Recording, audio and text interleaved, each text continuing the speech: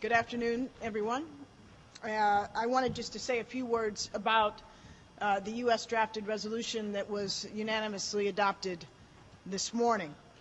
Resolution 2104 reflects the Secretary General's request to give UNISFA the personnel and resources it needs to protect civilians and promote security in Abyei, while deploying rapidly in support of the Joint Border Verification Monitoring Mission.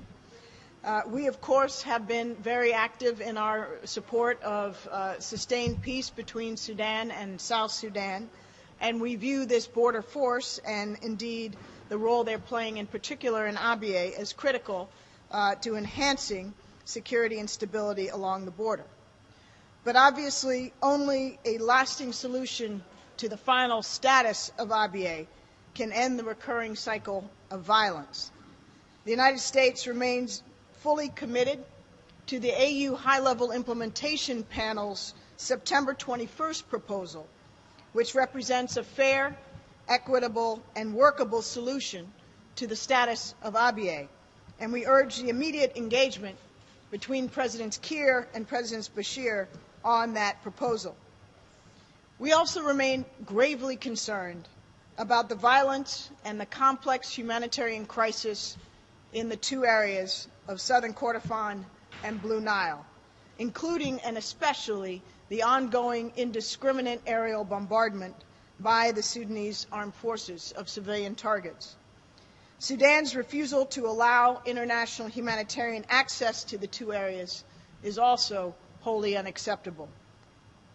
The United States is concerned by President Bashir's recent comments that he may shut down the oil pipeline if South Sudan continues its support of the SPLM North. We encourage Sudan to stay committed to an inclusive peace process with the SPLM North that addresses the root causes of the conflict. We also call on both parties to implement the September 2012 agreements in oil security, trade, nationality, and economic issues immediately and without precondition.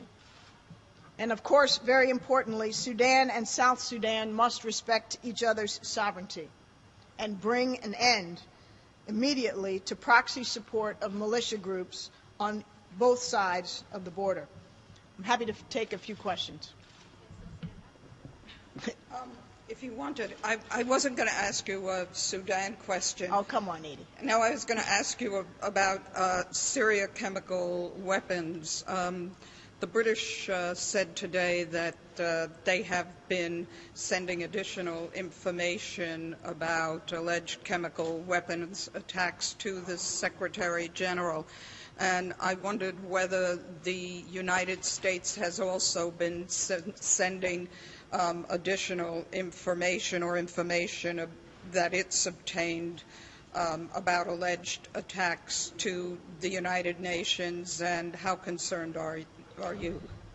Well, I think you know we have had the opportunity now twice to brief Mr. Selstrom and his team, including a few weeks ago in Washington, where he had the opportunity to sit with U.S. experts and to hear our best understanding of the information available to us at that time. And we continue to be in communication with the UN team that is to investigate the use or the potential use of chemical weapons, and we'll continue to provide relevant information as time goes on. We're very obviously interested in the mission having the ability to enter Syria unfettered with complete access and able to conduct a comprehensive investigation into any and all credible allegations of chemical weapons use. And we're not surprised, but indeed disappointed that the Syrians have reneged on their initial willingness to admit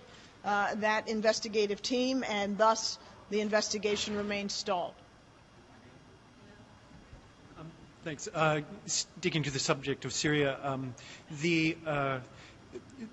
some people are saying that this Syria peace conference that Russia and the U.S. are trying to organize might not happen until July. Do you have any sense on how things are going, and what are the snags that are holding it up? Well, Lou, the timing obviously has not been firmly determined. We're working with the United Nations, which will chair the conference, as well as obviously the Russians and other key partners on trying to facilitate the start of what we call a Geneva II conference. However, both with the countries that may participate, as well as with the government and the opposition, there remain outstanding questions and issues as to whether they will participate, who will participate, and in what time frame they'll be ready to do so. So Secretary Kerry, as you know, has been working very hard on this, as has the entire foreign policy apparatus of the United States government, alongside other key partners, and will continue to do so with the aim of bringing the parties back to the negotiating table to implement Geneva I. And in particular, the goal is to establish a transitional governing body with full executive authority on the basis of mutual consent between the two parties. On Abyei, South Sudan Ambassador Francis Deng had said that he spoke to the force commander of UNISFA, who didn't understand it to be his duty to protect civilians from the Missouriya, only from governmental forces. And he said that the written mandate is clear, but that there seems to be some problem in implementing it. Do you think that this resolution will actually lead to the kind of incident that targeted the paramount chief, or that targets people in Abyei? And also there's a report of Chad having pursued Jem rebels through Darfur into southern Kordofan. I don't know if that's something the U.S. is aware of. Do you think it's actually happening? Are you aware of that? Thank you. I can't comment on the latter allegation, but let me say with respect to the UNISFA mandate, first of all, the United States very strongly supports UNISFA, and we're grateful for the very valuable contributions that Ethiopia and the other contributors have made to that mission. And we're pleased that among the provisions of Resolution 2104 is the expansion of UNISFA such that it will be able to carry out not only its responsibilities in Abyei, but support the joint border verification monitoring mechanism. We discussed in our consultations on the topic of UNISFA a couple weeks ago the question of whether there was any ambiguity in the mandate about the nature and scope of the protection of civilians requirement.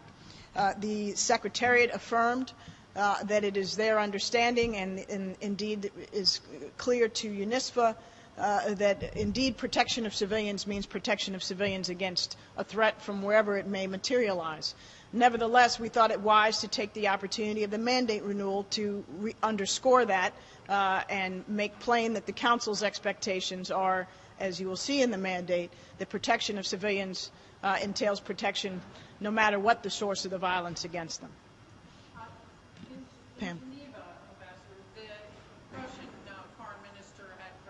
Words about the Geneva resolution condemning Assad, the Assad regime. Is this the end of, or is does this show some divisions between the United States and Russia that were glossed over by the idea of a peace conference? And just to follow up on Lou's comment, is the opposition in any way open, as far as you see, to going to the Geneva II conference? Well, let me say, first instance, with regard to the resolution that's being discussed and considered today in the Human Rights Council, obviously the United States strongly supports that resolution. We have long been of the view that the Human Rights Council is the appropriate place to deal with the gross violations of human rights, and they are indeed occurring and intensifying in Syria as we speak, and the resolution focuses in particular on what's transpired in recent days in Al-Qusayr.